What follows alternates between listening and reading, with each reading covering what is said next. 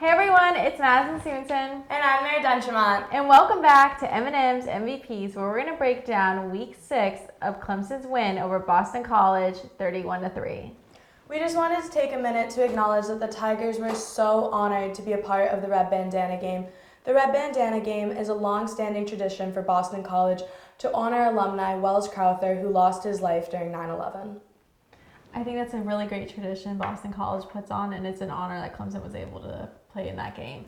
But on a more lighthearted note, let's talk about Clemson's offense. After getting off to a little bit of a slow start in the first half, they really came out with momentum in the third quarter, and that's why my MVP number one of the day has to be DJ's pass to Bo Collins. It was a 21-yard pass, and it kind of got the ball moving in the third quarter and get that momentum going in the wide receiver room, and that was my big takeaway of the week, is that the wide receivers are looking to have more depth. We're seeing freshmen like Antonio Williams, Adam Randall, and some veterans like Joseph Ngata step up. So it's not just Bo and DJ building that chemistry, it's all of the wide receivers, and I think that's really important for Clemson's offense looking forward. I agree. I think having offensive weapons such as Shipley running the ball, Jake Brenningstool in the end zone, and as you mentioned, the depth of the wide receiver room just continues to grow. But we also have DJ, who's versatile with his legs now. He had a personal best of 40 yards. And to quote offensive coordinator Brandon Streeter, wow, 40 yards. I mean, what else is there to say? DJ's able to move the ball with his feet better, and that's a really big weapon for the Clemson offense looking forward, especially facing other ACC competition that quarterbacks can run and throw the ball, and that's a big asset to the offense. I absolutely agree. Now let's get into the defense. I mean, what can we not say about the defense? They looked very dominant in this performance, and that's why my defensive MVP has to go to Xavier Thomas. After missing the first 5 weeks of the season due to injury, he came out in this game, and in just 6 snaps, he got 2 sacks and forced a fumble, which is quite impressive. Not only that, but we're seeing the dominance of the front four come back as some starters are returning, and that's really exciting looking into the future weeks, having that starting lineup at the front four, and this is really exciting. I absolutely agree. I think the defense overall was a highlight reel.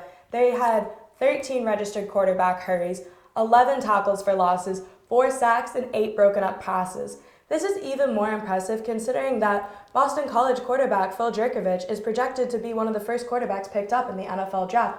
So for our defense to perform against such a high caliber quarterback really shows the progression from the start that we saw in the season. For sure. And in this game, it just showed how dominant the defense was as they held the Boston College offense to 1.1 yards per rush and 3.5 yards per play. And that's quite impressive against an ACC opponent. I absolutely agree. And to quote Dabo Sweeney, we're quoting coaches today.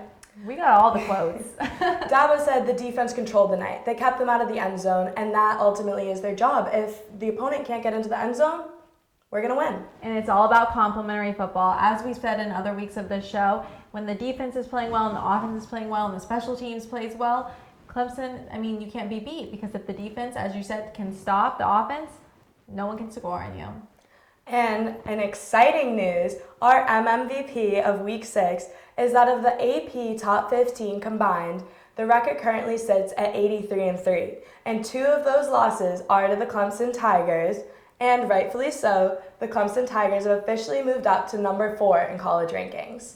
And that's quite impressive, because once you get into that top 5, it's really hard to move up or down, and now they're in playoff contention with that number 4 ranking. So we'll see how next week goes, where they travel to Florida State. We're seeing another very talented quarterback in Jordan Travis, who actually has such a similar completion percentage as DJ Uyunglele.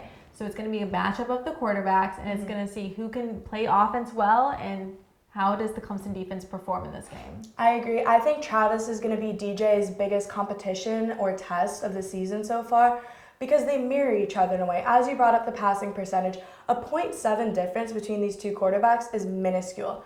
As well as Travis is versatile, just like DJ, where he has a great arm, but his legs are the weapon.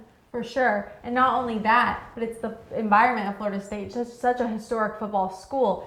It's going to be a lot of energy in that stadium at a night game, and the Clemson Tigers are going to have to come out with a strong start to be able to compete at that level. I am so excited. And we'll be back here next week to give you our MVPs from Week 7, where Clemson faces Florida State.